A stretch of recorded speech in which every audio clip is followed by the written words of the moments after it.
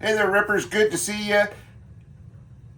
Hope you're doing the things like I've been doing. If I look a little dirty or sweaty or something, was out in the garden a little bit. That being said, I hope you guys are all doing well. I hope you're staying safe and secure. I hope you're being alert out there. A lot of talk going on. So far, that's what it is. It's talk. It's all something to be taken in as information, discerned, and keep what you need and let go of the rest, right? And just keep doing the things you need to do to be self-sufficient and not dependent on other entities, whether they be 3-letter or however many letters are in government. And you'll be all right, okay? So, do stay extra alert though, because there are some funny reports out there and some interesting things going on, right? That's just obvious. So, that being said, let's talk about something fun. Guns, right? A lot of talk out there right now about the Glock as being the king out there still. Whether you agree or not, put it in the comment section down there. Personally, I love a good Glock. You can't knock a Glock because from the day it was conceived till right now, it's reliable, it's rugged, and it works, right? It's also tunable, so you can fix it up a little bit, right? Make it your own, like all guns usually are. Now, that being said, do I think it's worth the price tag that's on it? No, we got a video coming up talking more about that as well. But that being said, I think that they do or should offer more. I mean, for what they're asking for Glocks now, couldn't you just throw in some good serrations and maybe a decent trigger, night sights, and a threaded barrel, right? Maybe even a mag well, right? Because there are companies out there that are doing that for far less than what Glock's asking. So, that being said, there are other options out there. The key thing to remember is what works for you, right? What fits the size you need, the capacity you need, right? Fits your hand, that you shoot well with, that you're willing to go out there and actually practice with because you're having a good time, right? And get good and proficient with it. And as long as it doesn't malfunction on you, well, then that's a good, what I would consider the best firearm for you, right? And don't be afraid to go out there and rent some. There's lots of places out there or companies where you can go out and get a day of training and be able to try all different kinds of handguns to figure out which one is best for you. That's always a smart thing to do, as well as rental companies where you can rent them. And if you do rent them and end up buying one, well, they take part of the rental or all of the rental, I don't know, off of your purchase, right? So those are some good tips out there and some good advice. Now, lately the topic is the Echelon the new king out there? Well, I gotta say, from a lot of the videos out there, you all have seen that I won't be doing because, well, unless Echelon wants to give me a firearm, which I'd be glad to do, especially that new one with the port in it, right? The new one they just released that has a ported comp on it built into it. Well, I'm not going to go out there and drag it behind my truck, drop it from a 10-foot tall ladder multiple times onto the concrete, onto my optic and all of that. Well, because I work hard for my shit and I want it to actually work well when I need it to. Because let's face it, it's good to know that information to see how much abuse your firearm can actually take and still function, and your optic, which I will say, if you haven't watched the Honest Outlaws video on torture testing the Echelon and the I forget what optic's on it on there, but it's an enclosed optic. I think it's a Trinjicon one. Go check it out. It's worth watching, let me tell you. And it speaks a lot for durability testing and how durable your firearm is. And I gotta say, the Echelon held up really, really well. And that's one reason why I've moved it up into my duty weapon that I use now. So I stepped down the Glock, but that's okay, right? And my EDC is still the SIG P365 XL, which, stay tuned, there's some videos coming up with that. I'm going to be doing one more change to it, and then I think I'm done. right? And I have it exactly where I want it. But as it is right now, I've got probably, well, at least 1,000 rounds through it and not a single hiccup, right? And as you guys know, we've added a comp to it. I carry it every day, I mean, it doesn't even collect that much lint, right? But it does collect some, so you got to clean your guns, right? Because that's the key to any gun being reliable is keeping it clean, keeping it wet, right? Clean and wet. Two good things to always remember in life, right? So that being said, this is my echelon right here. As you can see, we have the TLR8AG on there, which is a green laser light combo. Fits on there real nice. Faltac, F-A-L-T-A-C, Faltac made me a amazing holster for it that is modular so that I can carry it with a paddle. I can carry it on my belt, on a clip. I can carry it on a safari mid-drop. All of those really made that holster probably the best holster I have, and well, definitely the best holster I have, and one I'm going to use more of in the future and that I know I can rely on. Great guy too. Now, as you can see, this comes from the factory like we were talking about with Glocks. You know, Glock, well, you get your plastic sights that aren't even night sights for over $500 or $500, right in that range, $500-600 for a stock Glock, right?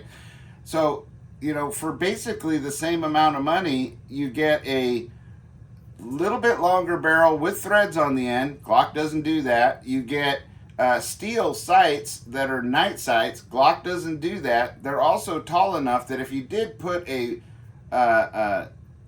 sight on there, if you're a guy that loves the red dots, and hey, nothing wrong with that. Whatever you shoot well, shoot it.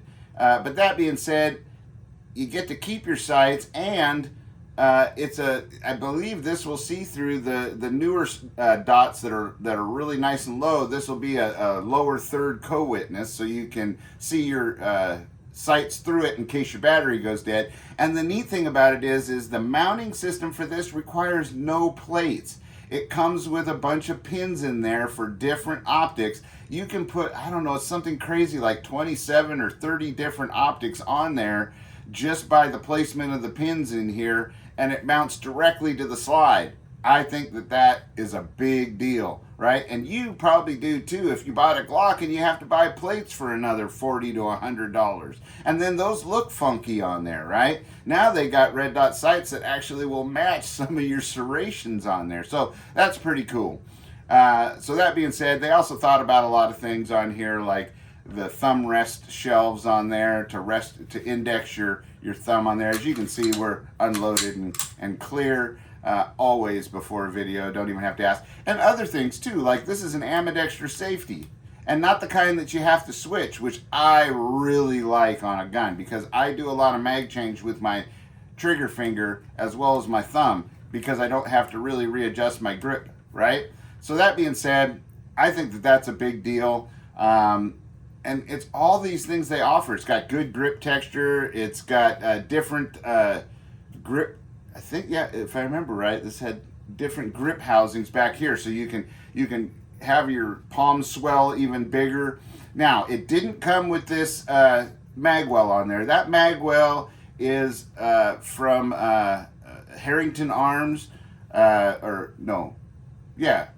Harrington Arms is where I got my comp from as well too, which we're going to talk about here in a minute and is the reason for the video. But we did get a magwell from them on there. I love it. It works great. It's solid on there. It also gives you that little bit of a ledge for your pinky, which helps with recoil as well, especially when you're choked up on it.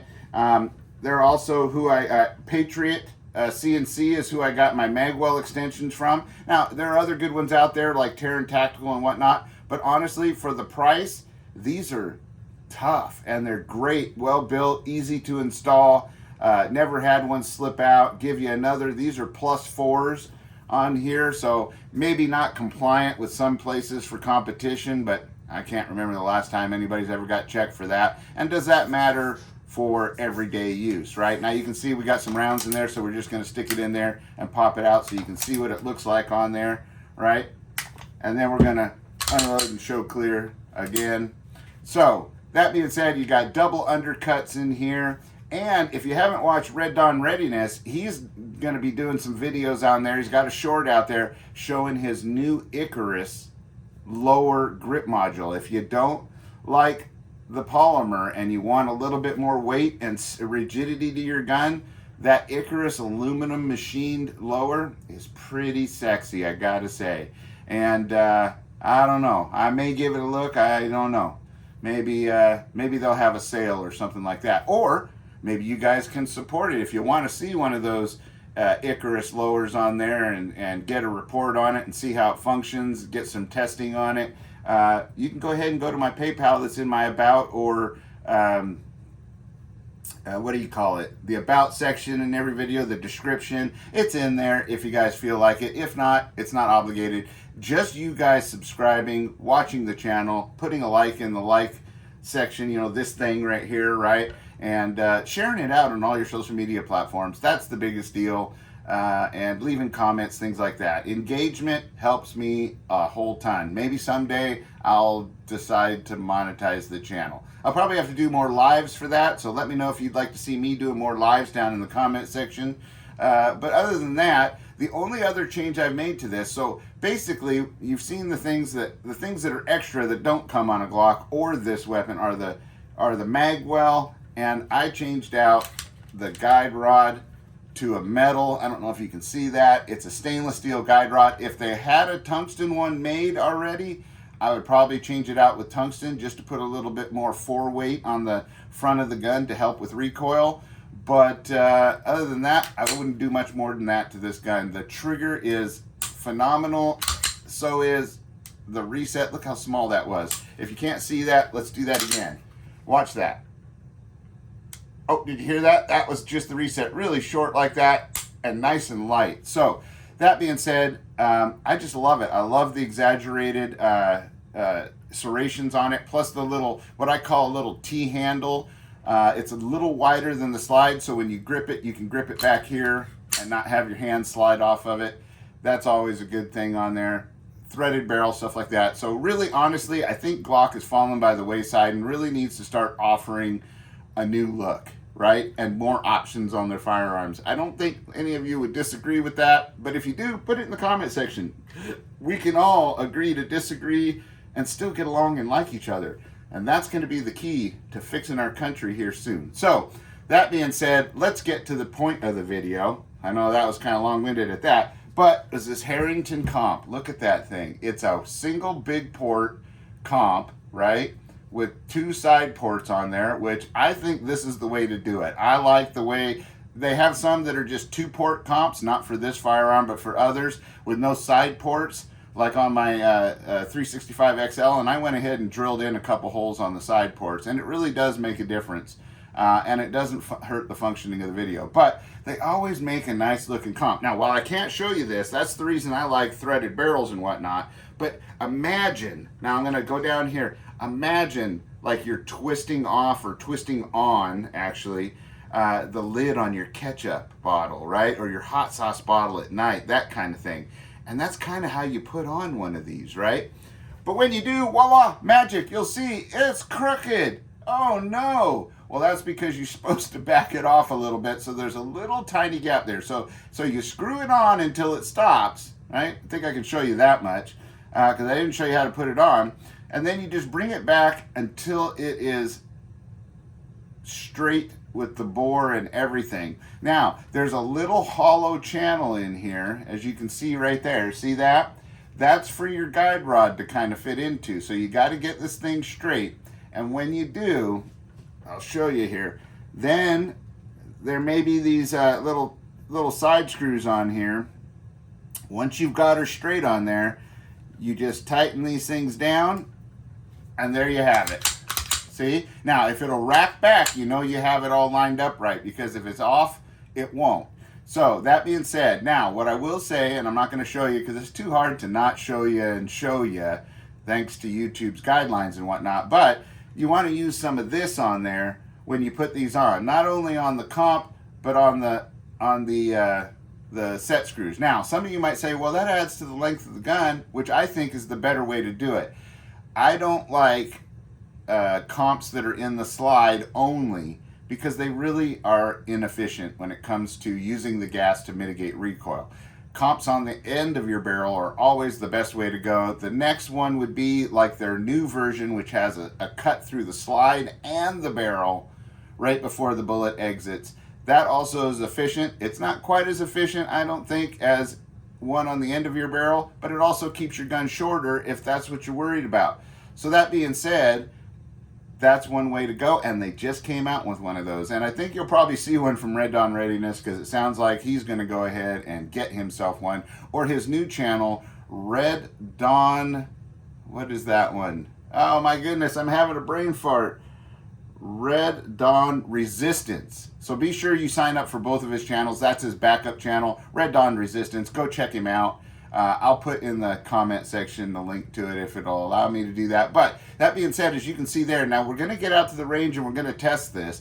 I already know that it's going to make a difference because I have a lot of comped guns, and it always makes a difference when shooting the guns, right? Now, the other way you can go is some people have ported barrels and they take out the slide and you have your barrel ported. That's a great way too. Just remember, when the further back this way you go, porting your guns, the less velocity you'll get. And it may only be little bits, but it adds up as you start relieving gas early. So, that being said, I did have to, and I'll show you in the video with my belt, because the belt's coming along good, the battle belt or duty belt I like to call it. But I did have to relieve the bottom of the Faltech holster. So it was already relieved for the threaded barrel to come out, but it wasn't relieved for the comp. So now it is. I just took a little bit of a Dremel tool and some sandpaper, and it looks sexy and it works well.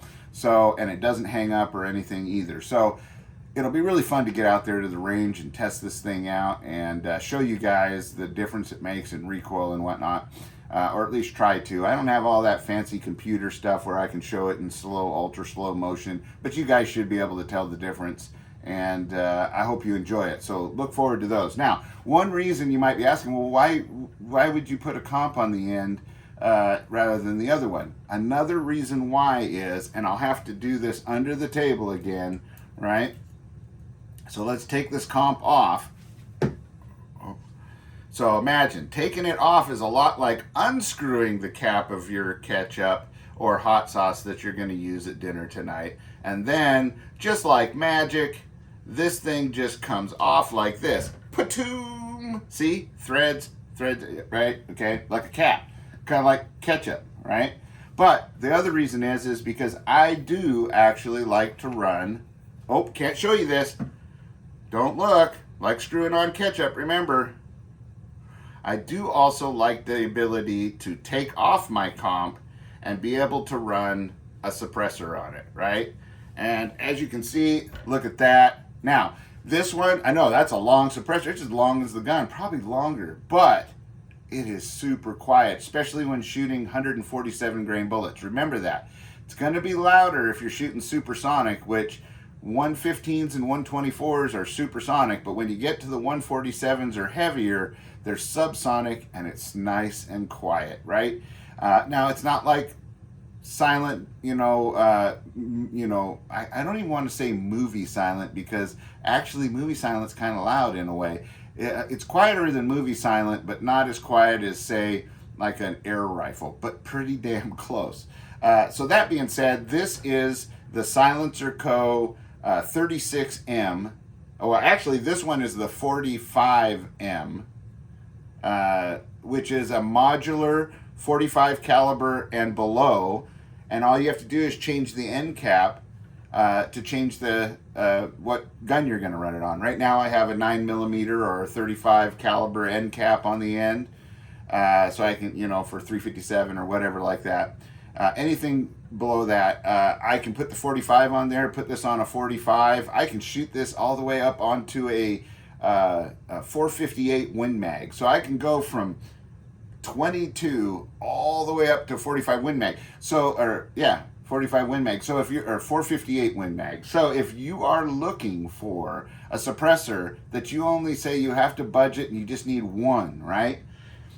I would say get something like this. It's modular, and you just have to change the end cap to help seal off some more gases, and it'll work. It won't be as efficient as buying a specific one where the baffles are all to the size of the bullet you're shooting, or to the caliber you're shooting, but it's pretty close. When you look at the numbers, it's within a decibel or two.